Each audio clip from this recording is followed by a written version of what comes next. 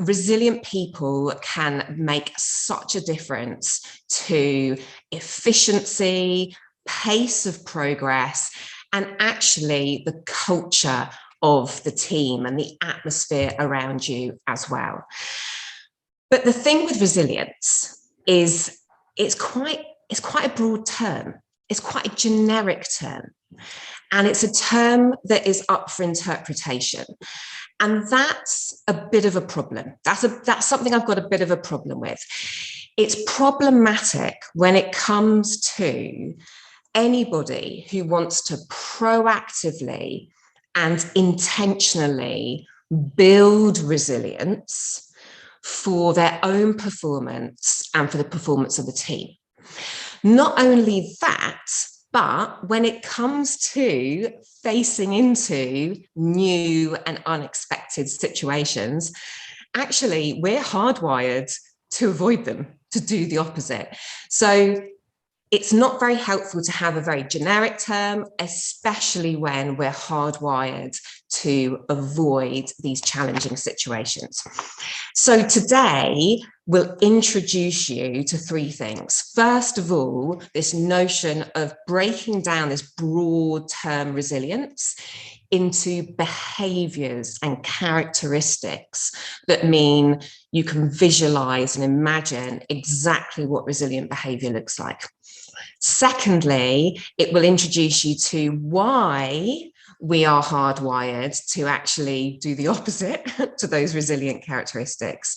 And thirdly, I'll introduce you, and this is from my personal experience, to some practical approaches to how you overcome that, all for the benefit of your own career, your own life, and your own performance.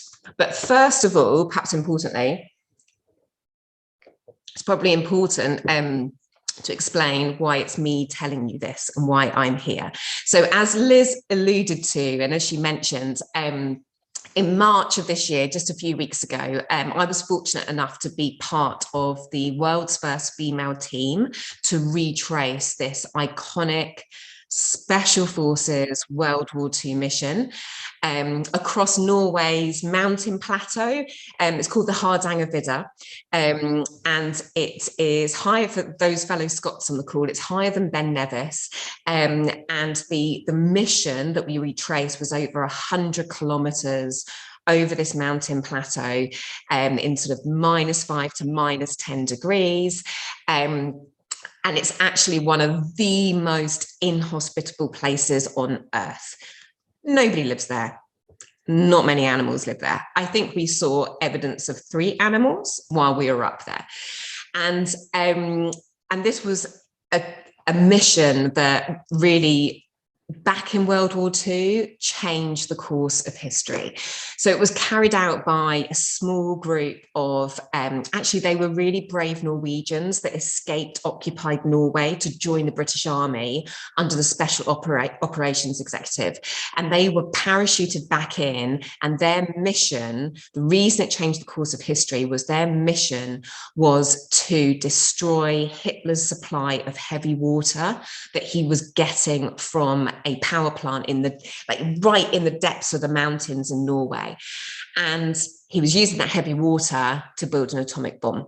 And actually, back in 1942, he was ahead of the game. He was way ahead of the Americans, and he was way ahead of the Brits in this.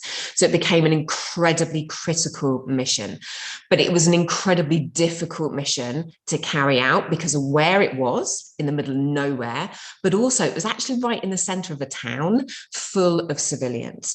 So it was a really, really tricky mission. And essentially the plan was to send this small, really small group of 4 guys in the advance party, who were then joined by a further 6 guys. Their mission was to go in and blow up the tanks of heavy water on their own. It was considered pretty much an impossible mission, and probably a suicide mission as well. Just to make it even harder, they actually got dropped in 100 kilometers off the target. To make it even harder, their 2-week recce became 4 months of survival on this mountain plateau. and they survived for 4 months. They made their way across the harshest conditions. I mean, the Nazis didn't even go up there to check. It was just deemed that nobody could live up there. And they managed to survive for 4 months and make their way until the time was right, make their way down to the plant. The plant itself is on this rock in this ravine, and there's just this one single suspension bridge that connects to the power plant, which was guarded 24/7 by Nazi soldiers. So these guys managed to make it down the ravine, back up again. They got to the right room in the power station. They broke through the window. They put their detonators on the tanks of heavy water. They gave themselves 30 seconds to get back out, which they did, unseen by Nazi soldiers, and they managed to make their way back down the ravine and back up again, back onto the Hardangervidda, the plateau where they escaped, with no civilian casualties. And it is notoriously a story, a journey within military history of not just bravery, but resilience as well. And it is repeated as an exercise for the likes of Special Forces soldiers, British Special Forces soldiers, and the likes of Ray Mears. Ray Mears' company takes mad people up who spend thousands of pounds on doing these sorts of things. And it had never, ever been done by women before. So as Liz said, I joined some fellow military wives to do this mission. And it, as you can probably imagine, there were plenty of opportunities to test our resilience. And there were 3 key things that enabled us to perform as a team and to perform individually, right from the beginning, actually, of the selection process, all the way through the training program, and indeed on the expedition itself. And they're the 3 things that I'd like to share with you today. The first is understanding exactly what resilience looks and sounds and feels like in practice. Secondly, understanding why and how our bodies are probably going to react to an unexpected new situation. And the third piece is understanding how you can overcome that in order to display those resilient behaviours in the first place. So, first up, those resilient behaviours, those characteristics. And this is something that for many, many years, and I think, you know, this goes back to my time in a large multinational pharmaceutical company that was incredibly and genuinely so invested in the development of its people. And in order to develop its people, it made sure that the skills and the competencies were broken down into behaviours that we as employees and members of the team had the opportunity to action and to control and to develop. And you can do this with resilience. And fortunately for us, there's a well-accepted scale of resilience. It's called the Connor-Davidson scale of resilience, that breaks down this broad notion of resilience into 25 behaviours. And that was the starting point, really, of really understanding, what does resilience look like? Is it just getting through something? Or actually, is there a nuance there? Is there something more sophisticated, particularly when we know the impact it can have on the efficiency and the performance of a team, and indeed the culture of a team as well? Now, just to start introducing you to that concept and to those behaviours, I've pulled out a few examples of what a resilient person, when faced with a new situation or an unexpected scenario, the sorts of things that the sorts of ways that person will behave. So, for example, that person would do things like quickly adapting to the circumstances rather than dwelling. She would stay focused rather than getting distracted. She would ask for help. She would seek out help.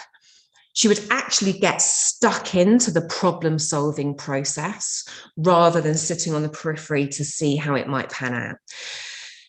She would actually make the difficult, sometimes unpopular decisions rather than trying to please everybody and to perhaps keep the peace.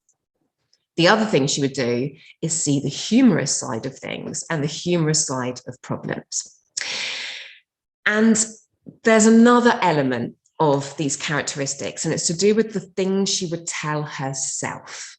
So a resilient person in these situations would tell herself things like, it's okay, there's going to be help around. There will be somebody out there with the experience and the knowledge who can help. She will have that faith in the help that will be around. She will think, interesting, this setback is going to make me stronger.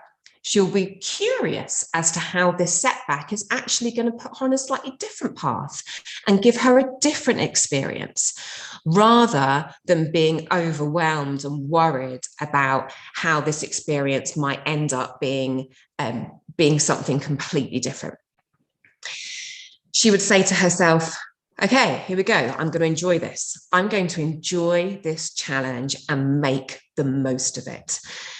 She's going to say to herself, it's okay. I can still achieve my goals, even though there are these obstacles in my way. In fact, I know that obstacles are inevitable. So here we go. This is what I was expecting. Let's get on with it.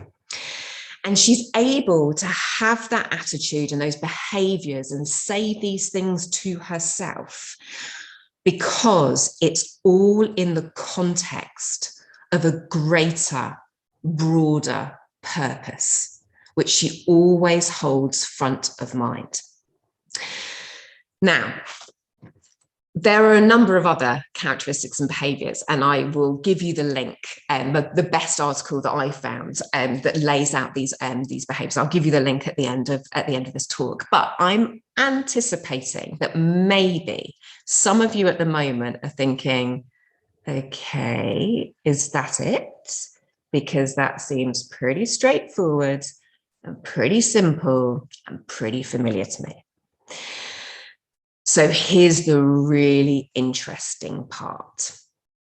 The second thing, the really interesting thing is when we are in that moment, that micro moment of something new, something unexpected, something undesirable coming our way, our whole body is hardwired to avoid it and actually do the opposite to those behaviors.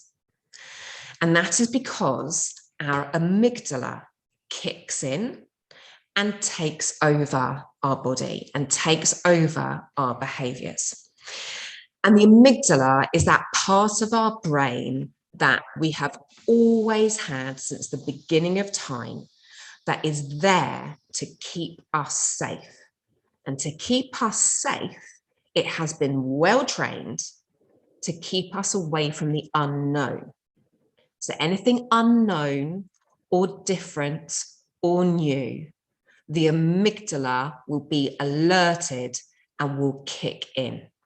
Now, back in the day, this was clearly when there was some danger on the horizon, literally on the horizon, or when perhaps there was a period of time where we would go hungry and our bodies, the amygdala would take over our body to avoid a new situation or to seek out something completely different in a different direction rather than face into it. And that was absolutely fine when there were dangerous animals around or, I don't know, great big cliff or volcano, I'm going to get my history wrong, that was coming our way. That's fine. But today, our challenges and these new situations are very, very different. But there's another thing about the amygdala. There's another mission that the amygdala is on. And that is not just to keep you safe from danger, but to stop you from doing something that might isolate you from your community. And this is where we perhaps get feelings of potential embarrassment, or what would other people say? Because actually back in the day, if we weren't part of a pack and if we weren't part of a community, we would not survive. So the amygdala is absolutely hardwired to kick in and take over your physiology when you are faced with an unknown new situation in that micro moment. But it's exactly that micro moment that is the time to demonstrate your resilience. So it becomes really important to understand what's going on with your body. And in the 21st century, I'm going to share with you 3 of the amygdala's favorite MOs for kicking in and what that feels like, because it can often be very subtle, really subtle. This isn't your body kicking and screaming away from, I want to say a saber-toothed tiger, but I don't think that's historically accurate, but you know what I mean. So it's much, much more subtle than that. So here are my 3 MOs that I've definitely experienced over the years to share with you. So the first is physical feelings. You're going to get a physical feeling that is probably going to feel unpleasant. It's what we perhaps label as nerves or anticipation, but sometimes it can linger for a long time and it can be quite overwhelming. And our natural response to this is to reject the idea. But actually, a resilient person does the opposite, and they recognize what that feeling is. It's the amygdala, and they crack on regardless. The second MO is procrastination. Getting distracted by this LinkedIn feed, getting distracted over here. And my favorite part of procrastination is not really feeling it's the right time to do it and waiting for the right time to do it. The third MO to share with you, and this is tremendously significant, and my goodness, keep an eye on this. The third MO is the stories that voice in your head tells you about a situation, what people might think of you, and the language it uses. And those stories and that voice comes from lots of past experience, perhaps what we've been brought up to believe as well, and then a whole subject in its own right. It comes down to how you see yourself in the world and how you've been told to see yourself in the world. Keep an eye on that. Keep an ear out for that, because that is your amygdala trying to keep you away from a new unknown situation. It doesn't have to define you. So once we understand that this is the amygdala, and by the way, this is not to say that we are denying these feelings. This is not to say we're suppressing them, because equally, you can't bullshit the amygdala. You can't lie to your brain. It's too clever. This is about managing it. This is about recognizing it and managing it. And that brings me on to the third element that I really want to share with you. And that is how you manage this. Now, the thing is, the amygdala is detached deliberately from your rational brain and your rational thinking. So the only way to demonstrate and to tell that part of your brain that it's okay and that you're safe is to do it, is to take that first step, is to take that action, whatever that first step is. And there are a number of ways that you can do that. And this is perhaps the biggest thing that I've learned over the last probably couple of years, actually 2 or 3 years, and certainly through this whole experience with the Heroes of Telemark mission, It is that first step, even though you don't feel ready and you are feeling those uncomfortable feelings. It's taking that first step of action so that you can prove to your amygdala that you're safe, it's okay, it's only a presentation, it's only this, that, and the other, it's not real danger. And the really fascinating thing about this is we can practice it. So the trick is to give yourself, so actively, proactively, seek out and give yourself tons of opportunities that are low stake opportunities to practice what it feels like to feel those feelings, to listen to the things that your voice in your head is telling you, and to practice overcoming them. Because actually, your mind doesn't know that this is actually just a small thing you're about to do compared to a big thing. It's the same process it's going to go through. So you've got this massive opportunity to practice it when you do something new. And these new things can be things like going for a 10-mile run, doing a 5K park run. For those of you who are in the UK, park run is a really big phenomenon, really intimidating, because you just tell yourself that everyone's going to do it in 28 minutes and you're going to be the last one, blah, blah, blah. But actually, do you know what? That's a really great example. It could be something to do with playing a musical instrument. It could be joining a club. It could be starting something completely new, putting yourself forward to feedback on behalf of a group when you haven't done that before, putting yourself forward to do a presentation when you haven't done that before. These low stake opportunities are lots of opportunities to practice how you are feeling, to clock what's going on in your head, and to practice stepping in and acting regardless, even when you're not feeling like it. And the great thing about this is you're probably not going to be the best at it. You might even be told to not come back to the choir. You might actually not enjoy it, but you've not done it for that. You've done it to practice the strength of your mind and to get to know your mind in these scenarios. And actually, I've mentioned physical examples a few times because that is what they do in the army.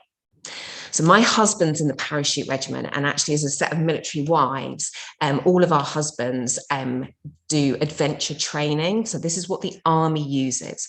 They put them in nerve-wracking, slightly scary situations, push them out of a plane to practice how they're going to react in much more serious situations. And the reason we ended up doing this challenge is because it was part of a team and an organization that has brought that model to women who are in the military environment. And it is a well-established model to give yourself something physical, basically because there's tons of physical things out there that you've probably not done, that I've probably not done. And that was the whole spirit of the mission that we took in Norway. And actually, my goodness, I was so grateful that I had practiced these things, from the selection process, from going to these weekends where there was 50 women I'd never met before. We didn't eat, of course, we were not told the agenda. We weren't told what we were going to do over the weekend because it was deliberate. It was there to test us and to see how we were going to react into the unknown. And the training, when it was, I live in Glasgow, it pours with rain, it's cold, all these things that were new. I was so grateful that I practiced these things because, as Liz said, on day 2 of the training, the day before we were going to be dropped into the heart of the mountain plateau, I broke my elbow. Turns out I'm not very good at skiing.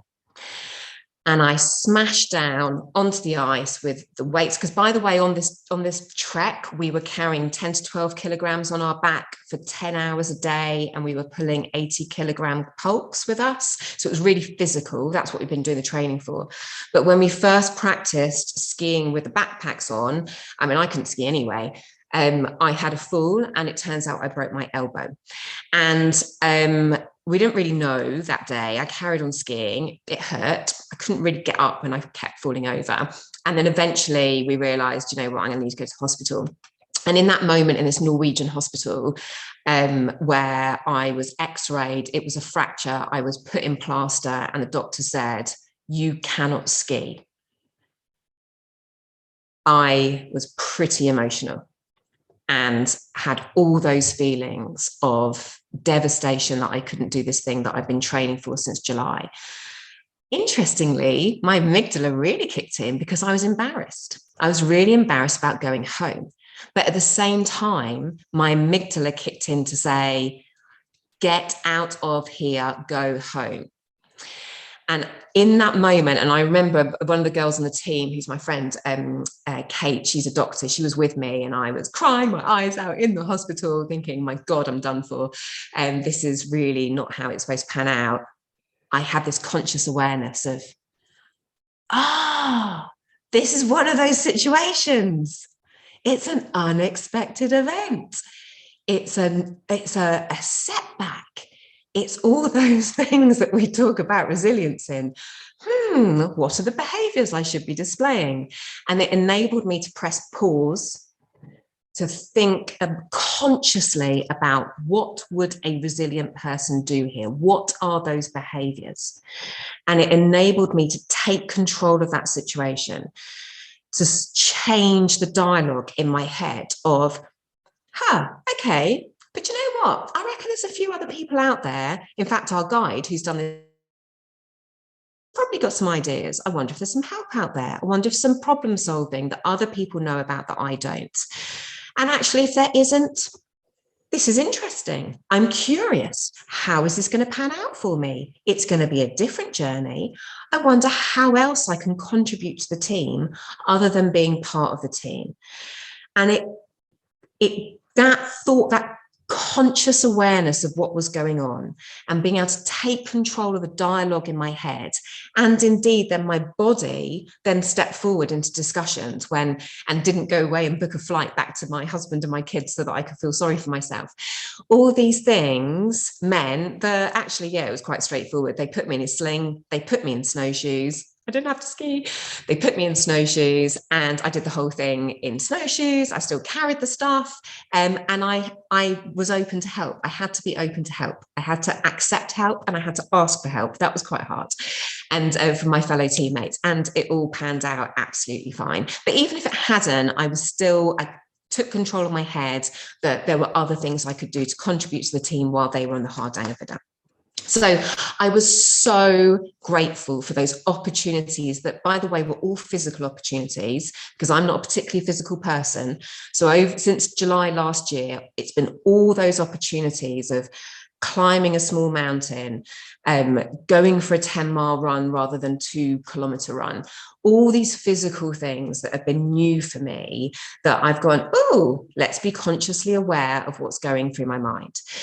So to summarize, they're the three key things. It's that conscious awareness, first of all, understanding what the behaviors of resilience looks like, so that you've got something tangible, accessible, and something you've got control over. Because when you see those behaviors, you can start visualizing what that will look and feel and sound like when you do those behaviors.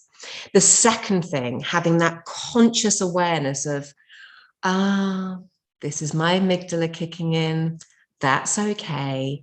Right, now, how do I demonstrate that I'm safe and that this is going to be okay?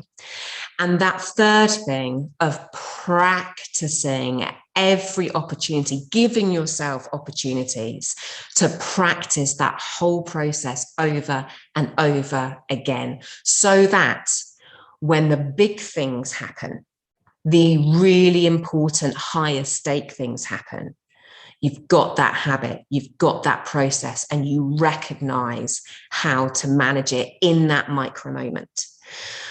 Because what I've really learned over the last number of years is it's those micro moments and how we behave in them that sets us off on different paths.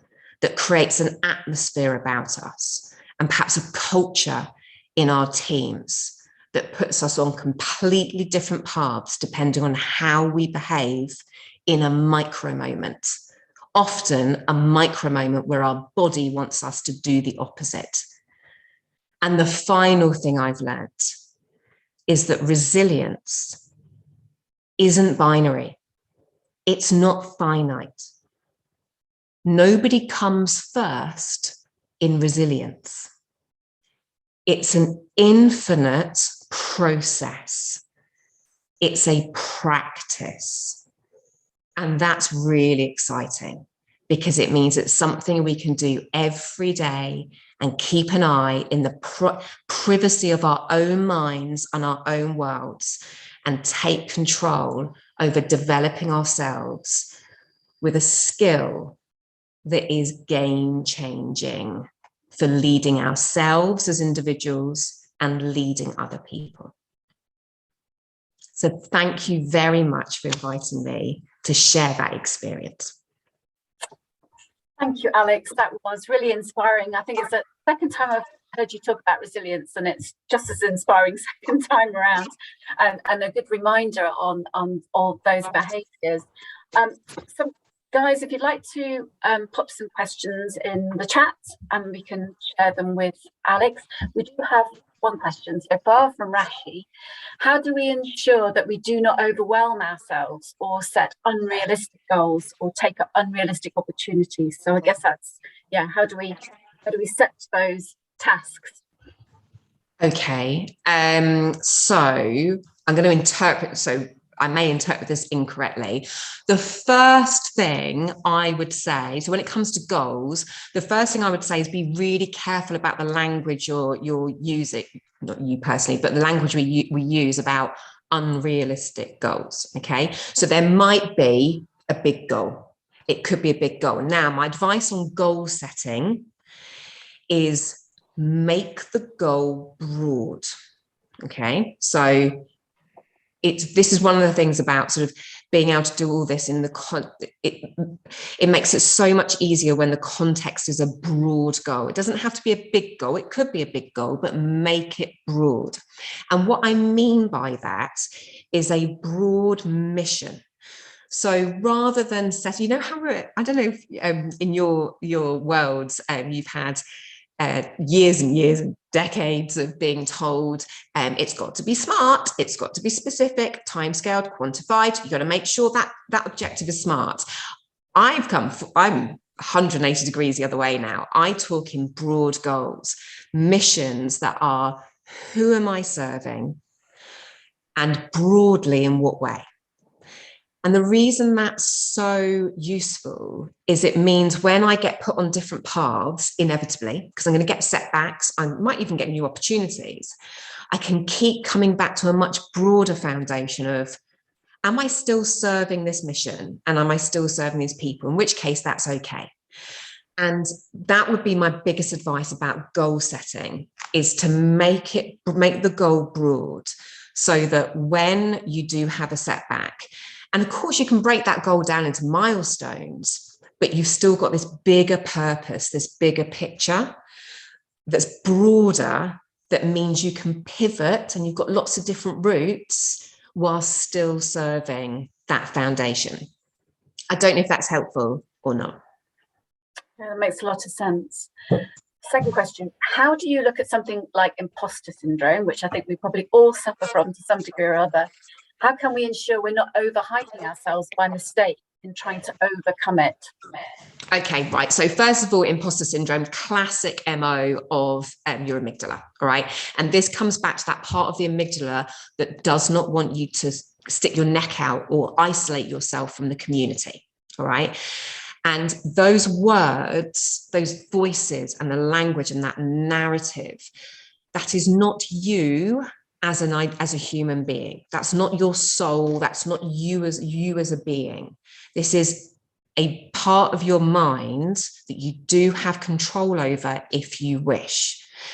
And it's at most of these things, the starting point is to have that conscious awareness of it. And sometimes that goes 80% of the way, to go, Interesting. I wonder why I'm thinking like this. Why am I thinking like this? What am I actually scared of? Okay, I'm scared of this person saying, who does she think she is doing that? I'm scared of this person saying, right, you've given yourself that job title because you started blah, blah, blah, blah, blah, blah, blah. And you have this, when you follow it through, it's likely to be things that you are worried about other people thinking of you or saying about you. And the thing to check in on is, okay, well, first of all, that's my amygdala wanting me to stay within the community. Interestingly as well, there's research that shows our specific part of the hierarchy is important to the amygdala. So we don't want to go too high, we don't want to fall down. So it's just acknowledging that from millions of years ago. And the second thing is to really challenge yourself on whether this is true or not. Is that true that these people are saying this about me? Is that true? And then the last thing I would say about imposter syndrome, about managing it, is get back to that foundation of who are you serving and where can you add value? Because if you leave every brave thing, if you're going on stage or you're setting up a company or you're doing something where you're really putting yourself out there, if you can work off a solid foundation of, because I'm helping this person, because I'm helping these people, and everything I do is to help those people, it's a really useful way of not making it about you and making it about the people you're helping. Yeah, really good advice. Okay, another question. Do you have any comments for people in leadership, supervisory, managerial roles? From your comments, it seems that the onus should be on those in the senior positions to give people, more junior people, those opportunities to build their resilience. And a kind of follow-on question, which I think is probably a question I'd have asked as a parent: do you have any advice for building resilience in children and teenagers? Oh, that's the ultimate, isn't it? So I'll start with the when you're managing teams. So there was a point about whether the onus is on the organisation. Is that right? Yes. Is the onus on the more senior person in the organisation to find those opportunities for themselves? Yeah. So I think dream scenario, and I was on the receiving end of this 20 years ago when my organisation brought in these competency frameworks, and there was two types of competency frameworks, and one was about the skills of the job, and the other one was actually about values and demonstrating the values of the company. And the values one is perhaps a bit more interesting, because what they got was that they took the values of the company and they translated it into behaviours. And that groundwork by the organisation and the leadership team, by doing that groundwork, it then empowered us as individuals, because we had it laid out. These are the behaviours that reflect this value in our eyes. And after they did that groundwork and then handed it to us, we were then like, we had it written there, like how to be and what to do, and we had control over that and we could action it. So this is something that I've done for organizations. This is what I've been doing for organizations more lately, is translating, particularly startups and small businesses, is translating, the gist of something, when you go, well, this is the way we roll, or this is the way we are as an organization. This is what's important to us. Okay, let's translate that into what that would look like on a day-to-day basis and what those behaviors would be. And then when you put that in front of, even I've had brand new graduates receive these frameworks and go, okay, all right, this is really clear now. The second part is giving them opportunities to practice that. And it could well be just simply encouraging them or creating a culture where time is carved out of the week for them to find opportunities to practice these behaviors and to do something new. But if it's crystal clear, if you can get it down to a behavioral level, then individuals will very much be empowered to do something about it. And if they're not, That's quite useful information as well for you as an employer or as a team leader. And the last point about children. I have started trying to apply this with my children, and it's similar. I guess it's a similar approach, much more bite-sized, much more tiny. Now, my children are younger, all right, so I'm not even going to pretend that I know how to deal with teenagers. All right, this is younger children, and one of my 7-year-old, fairness is such an important value to him. So when he comes out and he's a bit cross because something's happened and it's not been fair, his Gabriel snitched on him the other day, and then he got threatened to go to the deputy, but actually he didn't throw the orange peel down the staircase. He just dropped a bit, but nobody listened to him, blah, blah, blah. It was then that conversation about, okay, understanding that fairness is really important to you, isn't it, honey? That's why you're, and just it's that conscious awareness of why he's feeling like that. Fairness is really important. What actually happened, talking it through in facts and trying to remove the emotion from it. And then he was all right after that, but I'm not going to pretend I've got the answers, but I do try and go through the process of, oh, what's going through your head? I've definitely tried to talk about amygdalas with my 2 small children. Different effects. Yeah, brilliant. Another question, what are the different ways by which we can practice resilience, and what's worked best for you? Yeah, so it's the physical stuff. All right, so I am indoorsy. I'm an indoorsy person. I've always been really corporate.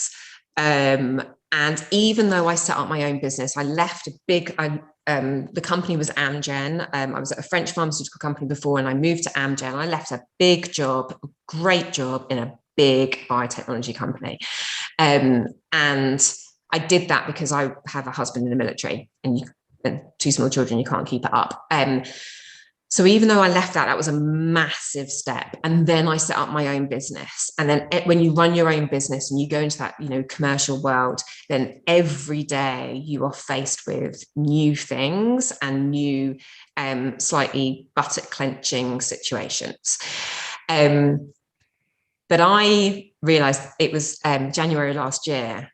I thought, even though I've been doing this for the last few years, if I'm really honest with myself, I'm still in my comfort zone, because my 20 years is in sales and marketing.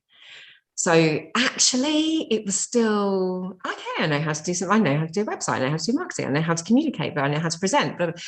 So then I was like, okay, I'm going to need to do something in terms of just in the spirit of leadership. I need to do something more out of my comfort zone.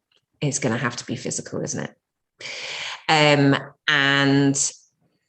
that's where I think the first experience I had was during lockdown, where my friend who runs this organization, she did a virtual 10-mile run.